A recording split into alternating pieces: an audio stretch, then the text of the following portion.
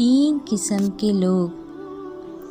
حضور اکرم صلی اللہ علیہ وآلہ وسلم نے فرمایا کہ تین قسم کے لوگ ایسے ہیں کہ جن سے اللہ تعالیٰ قیامت کے دن نہ تو بات کرے گا اور نہ ان کی طرف دیکھے گا اور نہ ان کو پاک و صاف کر کے جنت میں داخل کرے گا، بلکہ ان کو دردناک عذاب دے گا۔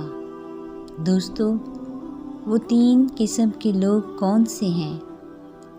حضرت ابو ذر غفاری نے پوچھا کہ اے اللہ کے رسول، یہ ناکام و نامراد لوگ کون سے ہیں؟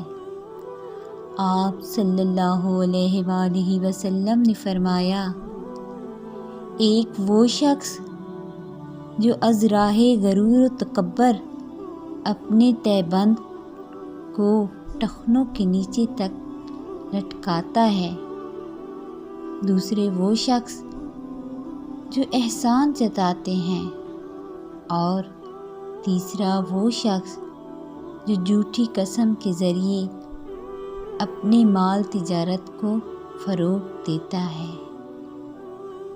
میری اس طرح کی اور ویڈیوز دیکھنے کے لیے میرے چینل کو سبسکرائب کریں اور میری ویڈیو کو زیادہ سے زیادہ شیئر کریں۔ جزاک اللہ۔